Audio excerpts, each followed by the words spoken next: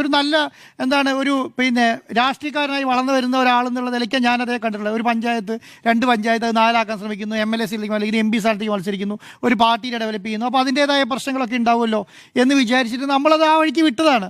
ഞാൻ നോക്കും നമ്മുടെ ഈ പള്ളിങ്ങനെ പറഞ്ഞു കഴിയുമ്പോൾ നമ്മളിത് എന്തിനാണ് അതിന് വിട്ടുകൊടുക്കുന്നത്, എന്താണ് ഇദ്ദേഹത്തിൻ്റെ ഒരു സിസ്റ്റം എന്നുള്ളത് അന്വേഷിക്കാം എന്ന് വിചാരിച്ചിട്ട് ഞാൻ 3 മണിക്ക് ശേഷം ഇരുന്ന് ഒന്ന് അതിനെക്കുറിച്ച് അത്യാവശ്യം പഠിച്ചപ്പോൾ കുറേ കാര്യങ്ങൾ എനിക്ക് മനസ്സിലായി. ഒന്നാമത്തെ കാര്യം എന്താ അറിയോ, ഈ സാബു ജേക്കബ് ഇത്രയും വലിയൊരു നുണയുടെ കൊട്ടാരാണ് കെട്ടിവെച്ചിരിക്കുന്നതെന്ന് എനിക്ക് ഈ 1 മണിക്കൂർ കൊണ്ട് മനസ്സിലായി. അപ്പോൾ അതിൻ്റെ പുറകെ പോയാലുള്ള അവസ്ഥ ഒന്ന് ആലോചിച്ച് നോക്കിക്കേ. ഞാനൊരു 2-3 ഉദാഹരണം പറയാം. ഈ സാബു ജേക്കബിൻ്റെ കമ്പനി ലിമിറ്റഡ് കമ്പനിയാണ്. ഈ ലിമിറ്റഡ് കമ്പനി പിന്നെ മുംബൈ സ്റ്റോക്ക് എക്സ്ചേഞ്ച് രജിസ്റ്റർ ചെയ്ത ഒരു ലിമിറ്റഡ് കമ്പനിയാണ്. അതിൻ്റെ കീഴിൽ 10 കമ്പനി സബ്സിഡറി കമ്പനിയുണ്ട്. നമ്മളെന്താ വിചാരിക്കുന്നത്, ഈ കേരളത്തിലുള്ള കിഴക്കമ്പലത്തിലുള്ള ഒരു ഫാക്ടറിയിൽ ഈ സാധനം മാനുഫാക്ചർ ചെയ്തിട്ട് അദ്ദേഹം അമേരിക്കയുടെ വിവിധ സ്ഥലങ്ങളിലേക്ക് എക്സ്പോർട്ട് ചെയ്യുന്നു എന്നാണല്ലോ നമ്മൾ വിചാരിക്കുന്നത്.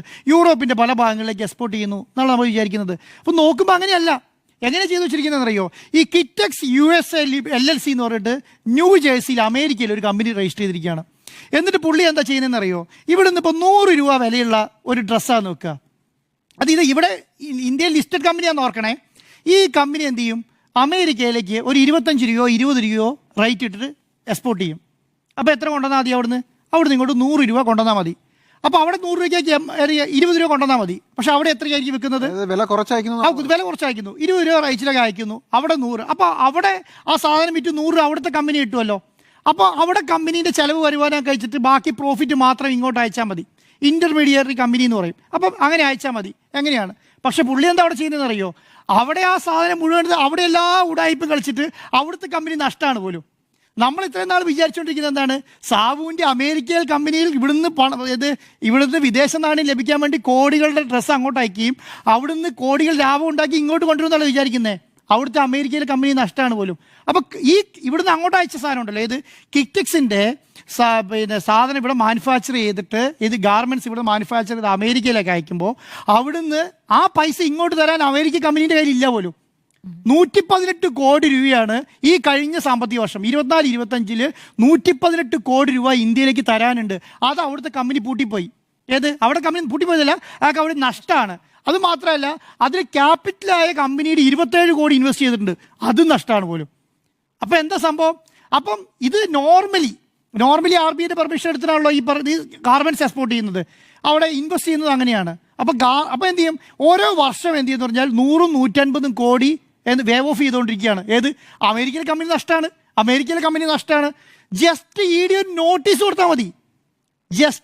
ഒരു നോട്ടീസ് കൊടുത്താൽ സാബു വിറയ്ക്കും. കാരണം എന്താണ്, ഇത് വർഷങ്ങളായി ചെയ്തുകൊണ്ടിരിക്കുന്ന പരിപാടിയാണ്. അത് കഴിഞ്ഞിട്ട് അദ്ദേഹം പറയാണ്, എനിക്ക് സെബിൻ്റെ ഒരു നോട്ടീസ് തന്നിട്ടുണ്ടോ, എന്തെങ്കിലും ഉണ്ടെങ്കിൽ ഇത് ലിസ്റ്റഡ് കമ്പനിയല്ലേ, സെബിൻ്റെ നോട്ടീസ് എന്നോ. ഈ 26-ാം തീയതി 20-ാം തീയതി ഒരു ലെറ്റർ കൊണ്ട് സാബു സെബിയിൽ കൊടുത്തു. എത്രയാണെന്നറിയോ, 11 ലക്ഷം രൂപ ഫൈൻ അടച്ചിട്ട്.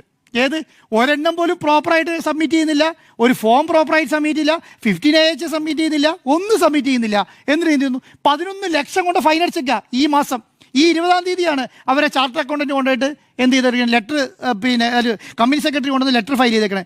ഒന്ന് ആലോചിച്ച് നോക്കിയാൽ. എന്നിട്ട് ഇങ്ങനെ പറഞ്ഞുകൊണ്ടിരിക്കുകയാണ്, അങ്ങനെ ഒരു സംഭവം തന്നെ ഇല്ല, അങ്ങനെ ഞങ്ങൾ അങ്ങനെ ഒരു സാധനം ചെയ്തിട്ടില്ല എന്നിങ്ങനെ പറഞ്ഞുകൊണ്ടിരിക്കുക. അതാണ് ഇപ്പം അതിനെന്താ പറയുക, ഒരു അഡ്ജുഡിങ് അതോറിറ്റീനെ വെച്ചു. ഈ അതോറിറ്റിയുടെ പേരെന്നറിയോ, BJ ദിലീപ് എന്നാണ്. അദ്ദേഹം എന്ത് ചെയ്യുന്ന പറഞ്ഞോ, അഡ്ജുഡിങ് ഓഫീസർ. ഇതിന് വലിയ ഈ കമ്പനി വലിയ കള്ളത്തരം നടത്തുന്നുണ്ട്, ഇതിൽ ഷെയർ പാറ്റേണിൽ വലിയ കള്ളത്തരം നടത്തുന്നുണ്ട് പറഞ്ഞ് റിപ്പോർട്ട് സബ്മിറ്റ് ചെയ്തു. ആ റിപ്പോർട്ട് സബ്മിറ്റ് ചെയ്തിട്ടാണ് ഈ പറഞ്ഞ ഡയാന ജോസഫ് എന്ന് പറഞ്ഞിട്ട് ഇവരുടെ കമ്പനി സെക്രട്ടറി കമ്പനിയുടെ അതോറിറ്റിക്ക് ലെറ്റർ കൊടുത്തേക്കാണ്.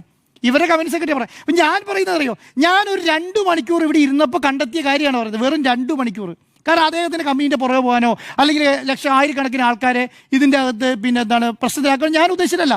പക്ഷേ ഇത്രയും വലിയ ഒരു സാധാരണക്കാരനായി ഞാൻ വിചാരിച്ചപ്പോൾ ഒരു അരമണിക്കൂർ കൊണ്ട് ഇത്രയും വലിയ ഒരു വയലേഷൻസ് കണ്ടെത്തിയാൽ, എന്നിട്ട് ഇവരുടെ കമ്പനി സെക്രട്ടറി തന്നെ പറയുന്നത് എന്താണെന്നറിയോ, കമ്പനി സെക്രട്ടറി ഈ 118 കോടി ഇങ്ങോട്ട് കിട്ടാനുണ്ടല്ലോ, ആ കിട്ടാനുള്ളതിൻ്റെ അകത്ത് ഇവരുടെ ഓഡിറ്റ് പറയുന്നത് അറിയോ, മതിയായ തെളിവുകൾ കമ്പനിക്ക് ഇതുവരെ സബ്മിറ്റ് ചെയ്യാൻ 118 കിട്ടുമോ കിട്ടില്ലയോ എന്നുള്ളതിനുള്ള തെളിവ് പോലും ഇവരുടെ കയ്യിലില്ല. കാരണം അവിടെ ഒരു തട്ടിക്കൂട്ട് കമ്പനി ഉണ്ടാക്കി ഇവിടുന്ന് സാധനം എക്സ്പോർട്ട് ചെയ്ത് അവിടെ വിറ്റ് അവിടെ തന്നെ പൈസ ഉണ്ടാക്കി ഹവാലയിൽ കൂടിയോ മറ്റൊരു സ്ഥലത്ത് കൂടി ഇവിടെ കൊണ്ടുവരികയാണ്. ഇതാണ് സിമ്പിൾ കാര്യം. അതുകൊണ്ടാണ് ഇത് കേരളം അതിന് പറ്റിയ സ്ഥലമല്ല. എന്നിട്ട് വേറൊരു രസം അറിയാം നിങ്ങൾക്ക്, അതിനേക്കാളും വലിയ രസം, മദർ കെയർ എന്നാണ് അമേരിക്കയിൽ ഇതിനറിയപ്പെടുന്നത്. മദർ കെയർ എന്ന് ഉദ്ദേശിക്കുന്നത് എന്താ അറിയോ? ഇവിടെ പല സ്ഥലത്ത് കുടിൽ വ്യവസായം പോലെ ഈ പറയുന്ന സ്ഥാപനങ്ങൾ നടത്തുകയും അമ്മമാരെ രക്ഷിക്കാൻ വേണ്ടിയിട്ടാണ് പോലും ഈ ഗാർമെൻറ്റ്സ് ഇവിടെ നടത്തുന്നത്, അമ്മമാരെ രക്ഷിക്കാൻ വേണ്ടിയിട്ട്. അപ്പോൾ ഓരോ വീടുകളിൽ കുടിൽ വ്യവസായം പോലെ നടത്തുകയാണ്. അപ്പം അമ്മയ്ക്ക് എന്താ മുലയൂട്ടുന്ന അമ്മയ്ക്കുണ്ടെങ്കിൽ ഈ ഗാർമെൻറ്റ്സിൻ്റെ അവിടുന്ന് വേഗം മുലയൂട്ടുന്ന സമയത്ത് കൊച്ചിന് പോയി മുല കൊടുത്ത് തിരിച്ചു വരാനുള്ള സമയം 500 മീറ്ററിനുള്ളിലാണ് പോലും ഈ സ്ഥാപനങ്ങൾ നടക്കുന്നത്. അങ്ങനെ 20 ലക്ഷം സ്ക്വയർ ഫീറ്റുള്ള ഏരിയകളാണ്. അങ്ങനെയാണോ കേരളത്തിൽ കമ്പനി നടത്തിക്കൊണ്ട് പോകുന്നത്? ഒന്ന് ആലോചിച്ച് നോക്കിക്കേ. അടുത്തെന്ന് പറയുന്നത് അറിയോ? അടുത്തെന്ന് പറയുന്നത് ഈ ഒരു സ്റ്റാൻഡേർഡ് ഉണ്ട്, GOTS എന്ന് പറഞ്ഞിട്ടുണ്ടെങ്കിൽ ഗ്ലോബൽ ഓർഗാനിക് ടെക്സ്റ്റൈൽ സ്റ്റാൻഡേർഡ് എന്ന് പറയുക. ഓർഗാനിക് ഐറ്റംസ് മാത്രമേ എക്സ്പോർട്ട് ചെയ്യാൻ പാടുള്ളൂ. ഈ ഓർഗാനിക് ഐറ്റംസ് ആണോ സാബു കൂടുന്ന എക്സ്പോർട്ട് ചെയ്തുകൊണ്ടിരിക്കുന്നത്? അമേരിക്കയിൽ ഈ GOTS എന്ന് പറയുന്ന ഒരു സർട്ടിഫിക്കേഷൻ എടുത്താണ് എക്സ്പോർട്ട് ചെയ്യുന്നത് അമേരിക്കയിലേക്ക്. GOTS എന്ന് പറയുന്നത് ഓർഗാനിക് ഐറ്റംസ് മാത്രമേ ചെയ്യാൻ പാടുള്ളൂ. ഒരു കെമിക്കലും അതിൻ്റെ അകത്ത് പാടില്ല. അതിൻ്റെ അകത്ത് നമ്മൾ പെയിൻറ്റിങ് പാടില്ല, അതിൻ്റെ അകത്ത് കളർ ചേർക്കാൻ പാടില്ല. അങ്ങനെയുള്ള സാധനമാണ് പുള്ളി അമേരിക്കയിൽ എക്സ്പോർട്ട് ചെയ്തുകൊണ്ടിരിക്കുന്നത്. കാരണം അമേരിക്കയിൽ ചെന്നിട്ട് വേറൊരു കഥ ഉണ്ടാക്കിയേക്കാണ്. ഒരു കഥ ഉണ്ടാക്കിയിട്ട് കേരളത്തിൽ നിന്ന്, ഇന്ത്യയിൽ നിന്ന് ഇവിടുത്തെ ഹ്യൂമൻ റൈറ്റ്സിന് വേണ്ടി പ്രവർത്തിക്കുന്ന 2020 എന്നൊരു സ്ഥാപനമുണ്ട്. അതാണ് ഇവിടുത്തെ 2020 അല്ല അമേരിക്കയിൽ 2020. അവിടുത്തെ എന്താ ഹ്യൂമൻ റൈറ്റ്സിന് വേണ്ടി പ്രവർത്തിക്കുന്ന ഒരു 2020 എന്ന് പറയുന്ന സംവിധാനം കിഴക്കമ്പലത്തെയും ആ പ്രദേശത്തുള്ള ജനങ്ങളെ മുഴുവൻ ഉദ്ധരിച്ചുകൊണ്ടിരിക്കുകയാണെന്ന് പറയുന്നത്. അപ്പോൾ നമ്മളെന്താ വിചാരിക്കുന്നത് അറിയോ? അയ്യോ, ജിമ്മി സാർ നേരത്തെ പറഞ്ഞല്ലോ, 1 രൂപയ്ക്ക് പാല് കൊടുക്കുന്നു, 1 രൂപയ്ക്ക് അരി കൊടുക്കുന്നു, ഫ്രീ ആയിട്ട് കൊടുക്കുന്ന കണ്ടില്ലേ? എന്തൊരു നല്ല മനുഷ്യൻ സാബു ജേക്കബ്. അവിടെ കോടികൾ ഉണ്ടാക്കാന്ന് അമേരിക്കയിൽ പോയിട്ട്. എന്നിട്ടാണ് പറയുന്നത് അതാണ് ഹ്യൂമൻ റൈറ്റ്സിന് വേണ്ടി പ്രവർത്തിക്കുകയാണ്. സാധാരണ യൂറോപ്പിലൊക്കെ നിങ്ങൾ ശ്രദ്ധിച്ചിട്ടുണ്ടാവും, ഇവിടുന്ന് കോഫിയൊക്കെ എക്സ്പോർട്ട് ചെയ്യുന്ന സമയത്ത് യൂറോപ്പിലൊക്കെ ഹ്യൂമൻ റൈറ്റ്സിന് വേണ്ടി പ്രവർത്തിക്കുന്ന ആൾക്കാർ, ബാക്ക്വേർഡ് ആയ ഡിസ്ട്രിക്റ്റുകളിലും ബാക്ക്വേർഡ് ആയ സ്ഥലങ്ങളിലും പ്രവർത്തിക്കുന്ന ആൾക്കാർക്ക് അവർക്ക് വേണ്ടിയിട്ട് അവിടെ കിട്ടുന്ന ലാഭത്തിൻ്റെ 50-70% കൊടുത്തോളയും. കാരണം അവർ 100 രൂപ വിറ്റാൽ കിട്ടുകയാണെങ്കിൽ അവർക്ക് 100 രൂപ ലാഭം ഉണ്ടെങ്കിൽ അതിൻ്റെ 70%, ഒരു 30% എടുക്കുകയുള്ളൂ. ബാക്കി 70% എന്ത് ചെയ്യും? ഈ ഹ്യൂമൻ റൈറ്റ്സിന് വേണ്ടിയിട്ട് പാവങ്ങളെ ഉദ്ധരിക്കാൻ വേണ്ടി കൊടുക്കും. അങ്ങനെ കിട്ടുന്ന പണമുണ്ട്. അപ്പോൾ ഈ അമേരിക്കയിൽ ചെന്നിട്ട് അറിയാം കേരളത്തിൽ ഞാനതാ മദർ കെയർ നടത്തുന്നു, ഞാനിവിടെ ഹ്യൂമൻ റൈറ്റ്സിന് വേണ്ടി പ്രവർത്തിക്കുന്നു എന്നൊക്കെ പറഞ്ഞിട്ട് കഥയുണ്ടാക്കി അവിടെ കിറ്റെക്സ് USA LLC എന്ന് പറഞ്ഞൊരു കമ്പനി ഉണ്ടാക്കി ആ കമ്പനിയിലുള്ള എല്ലാ കച്ചവടം നടത്തിയിട്ട് ഇവിടുന്ന് ആ കമ്പനിയിലേക്ക് എക്സ്പോർട്ട് ചെയ്തുകൊണ്ടിരിക്കുക. എന്നിട്ട് എന്താ പറയുന്നത്? ഞാൻ കണ്ടില്ലേ, ഞാനാണ് കേരളത്തിലെയും സൗത്ത് ഇന്ത്യയിലെ ഏറ്റവും വലിയ ടെക്സ്റ്റൈൽ എക്സ്പോർട്ട്. സുനിൽ പറഞ്ഞാണ് കറക്റ്റ് കാര്യം. അവിടുത്തെ കമ്പനി പൊട്ടിപ്പാളീസായിട്ടാണത് അമേരിക്കയിലെ. എന്നിട്ട് സാബു ഉണ്ടെങ്കിൽ പറഞ്ഞോട്ടെ, ഞാൻ 118 കോടി രൂപേൻ്റെ ലോസ് കഴിഞ്ഞ പ്രാവശ്യം കാണിച്ചിട്ടില്ല. അമേരിക്കയിൽ ഈ പറയുന്ന 27 കോടി ക്യാപിറ്റൽ ഉണ്ടാക്കിയത് അത് നഷ്ടപ്പെട്ടു, 118 കോടി ലോസുമായി. ഏകദേശം ഒരു വർഷം 130-140 കോടി രൂപ അവിടെ ലോസായി. അതുപോലും അടയ്ക്കാൻ എൻ്റെ കയ്യിലില്ല. അതെനിക്ക് വേവ് ഓഫ് ചെയ്ത് തരണമെന്ന് പറഞ്ഞുകൊണ്ടിരിക്കുകയാണ് സാബു. അത് തിരിച്ചു കിട്ടുമെന്ന് അറിയില്ല എന്ന് പറഞ്ഞ് ഓഡിറ്റ് റിപ്പോർട്ട് ഉണ്ടാക്കിയിരിക്കുകയാണ്. ഇങ്ങനെയാണ് ഇവിടെ സാബുവിൻ്റെ അവസ്ഥ. ഇന്ന സാബു BJP വിളിക്കേണ്ട കാര്യമുണ്ടോ? നോട്ടീസ് കിട്ടുമ്പോഴും ആ നോട്ടീസിൽ എഴുതി വെച്ചിരിക്കുന്ന ഭാഗങ്ങൾ കണ്ടാൽ നമ്മൾ തന്നെ ഞെട്ടിപ്പോവും. GST വയലേഷൻ സാബുവിന് നോട്ടീസ് ഉണ്ടോ നോക്കിക്കേ. ഈ പറയുന്ന പൈസ എക്സ്പോർട്ട് ചെയ്തിട്ടുണ്ടെങ്കിൽ ഒരു സാധനം ഇന്ത്യയിൽ നിന്ന് പുറത്തേക്ക് എക്സ്പോർട്ട് ചെയ്താൽ ആ ബില്ല് ഓഫ് മെറ്റീരിയലിന് എത്രയാണോ എമൗണ്ട് ഫിക്സ് ചെയ്തത് ആ എമൗണ്ട് അവിടെ നിന്ന് ഇങ്ങോട്ട് വരണം. മനസ്സിലായോ? അത് വരാതെ അത് വേവ് ഓഫ് ചെയ്യണം പറഞ്ഞിരിക്കുന്നത്. അതാണ് ഫെമ വയലേഷൻ എന്ന് പറയുക. അതിനാണ് പറയുക ഫെമ വയലേഷൻ. ഞാൻ വിചാരിച്ചു എന്തിനാണ് കേരളത്തിലെ എത്രയോ ആൾക്കാർക്കെതിരെ ED നോട്ടീസും റിപ്പോർട്ട് ചെയ്ത് വാർത്ത കൊടുക്കുന്ന ഇല്ലേ? എത്ര ആൾക്കെതിരെ ED വാർത്ത. ഈ ED നോട്ടീസ് കണ്ടപ്പോൾ സാബു ഇങ്ങനെ അടുത്ത് പൊട്ടിത്തെറിക്കുന്നത് എന്താ ഞാൻ വിചാരിച്ചു. കാരണം അദ്ദേഹത്തിൻ്റെ ബോഡി ലാംഗ്വേജ് ഒക്കെ മാറി എന്നെ ഇരുന്ന് ഇങ്ങനെ പള്ളു പറഞ്ഞുകൊണ്ടിരിക്കുകയാണ്. റിപ്പോർട്ടർ TVനെ പള്ളു പറയുന്നു, എല്ലാ ചാനലുകളും കൊടുത്തിട്ടുണ്ട്. അപ്പം അടുത്ത കാലത്ത് ഒരു പ്രവണതയാണ് കേട്ടോ. ഏത് വാർത്ത ബ്രേക്ക് ചെയ്താലും നമുക്ക് കടക്കപ്പുറത്തി ഉണ്ടാവില്ല. ഏത് വാർത്ത ചെയ്താലും അതേ അവസ്ഥയാണ് സാബുവിൻ്റെ. അപ്പം സാബു ഞാൻ നോക്കുമ്പോൾ ഇങ്ങനെ പറഞ്ഞുകൊണ്ടിരിക്കുക. അപ്പോൾ ഇതിനെന്തായിരിക്കും ഒരു ED നോട്ടീസ്? കാരണം സാബു എന്താ പറയുന്നത്, ഒരു വ്യവസായ സ്ഥാപനം നടക്കുമ്പോൾ ED നോട്ടീസ് ചെയ്യും, RBI നോട്ടീസ് തരും, SEBI നോട്ടീസ് തരും, GST നോട്ടീസ് തരും. ഇതിനൊക്കെ ഞങ്ങൾ മറുപടി. അങ്ങനെ ഡെയിലി നോട്ടീസ് കിട്ടുന്ന സാബുവിന് ഒരു ED നോട്ടീസ് കിട്ടിയ വാർത്ത വന്നു വിചാരിച്ച് എന്താ സംഭവിക്കാനുള്ളത്? എന്തെങ്കിലും സംഭവിക്കാനുണ്ടോ? ഒന്നും സംഭവിക്കാതെ സാബു ഭയങ്കരമായിട്ട് പൊട്ടിത്തെറിക്കുക. അപ്പോൾ ഇത് ഞാൻ പറഞ്ഞു, ഇപ്പോൾ സുനിലും നിങ്ങളൊക്കെ പറഞ്ഞ പോലെ തന്നെ ND അങ്ങോട്ട് വിളിക്കണ്ട. പുള്ളി തന്നെ നേരെ പോയി അങ്ങോട്ട് പറയും ഞാൻ NDയിലേക്ക് ചേരുകയാണ്. കാരണം എന്താ? കാരണം എന്ന് പറഞ്ഞാൽ ഈ ഒരു നോട്ടീസിൻ്റെ വാല്യൂ അത്രയുണ്ട്. ഒരു ED നോട്ടീസ് എന്താണെന്ന് സാബു തന്നെ പറയുക. ED നോട്ടീസ് കിട്ടിയാൽ തൂക്കിക്കൊല്ലാൻ വയ്ക്കുമോ? തൂക്കിക്കൊല്ലാൻ വയ്ക്കില്ല, പക്ഷേ ജയിലിൽ പോയി കിടക്കേണ്ടി വരും. തൂക്കിക്കൊല്ലാൻ വയ്ക്കൂല, ജയിലിൽ പോയി കിടക്കും. അതിന് തൻ്റെ ഇടം ഉണ്ടോ? അങ്ങനെയാണെങ്കിൽ ഓക്കെ. പിന്നെ നിങ്ങൾ എന്താ വാർത്ത കൊടുത്ത് നാളെ രാവിലെ ചോദ്യം ചെയ്ത് വാർത്തയ്ക്ക് മറുപടി ചോദ്യം ചോദിക്കുമ്പോൾ ED നോട്ടീസ് കിട്ടിയെന്നോ ചോദിക്കുമ്പോൾ പറയാം നിങ്ങൾ രാവിലെ നോട്ടീസ് കിട്ടുമ്പോൾ നോക്കിക്കോ ആ നോട്ടീസ് സഹിച്ചു സാവൂ. അങ്ങനെയുള്ള നോട്ടീസ് കാണിച്ച് നമ്മളെ പേടിപ്പിക്കാതെ ഇരിക്കണ്ട. ഇതിനേക്കാളും വലിയ നോട്ടീസ് നമ്മൾ അത്യാവശ്യം കണ്ടിട്ടാണ് ഈ കസേര ഇവിടെ ഇരിക്കുന്നത്. അപ്പോൾ അങ്ങനെയുള്ള പേടിപ്പിക്കൊന്നും വേണ്ട. പക്ഷെ ഒരു കാര്യം ഞാൻ പറയാം, സാബുവിനെ പോലെ ചെറിയ രീതിയിൽ ഒരു വാർത്ത വരുമ്പോൾ ഇങ്ങനെ പേടിക്കുന്നുണ്ടെങ്കിൽ BJPൻ്റെ ഭാഗത്തുനിന്ന് അല്ലെങ്കിൽ ഈ പറയുന്ന EDൻ്റെ ഭാഗത്തുനിന്ന് നോട്ടീസ് കിട്ടിയ എന്താ അവസ്ഥ ആയിരിക്കും? ഇത് ചെറിയ പൈസയല്ലെന്നേ ഞാൻ പറയുന്നത്. 10,000, 1,000, 1,500 കോടി രൂപ എക്സ്പോർട്ട് ബിസിനസ് നടത്തുന്ന കമ്പനിയാണ് ഈ കാര്യം പറയുന്നത്. ഒന്നും 2 പൈസയല്ല.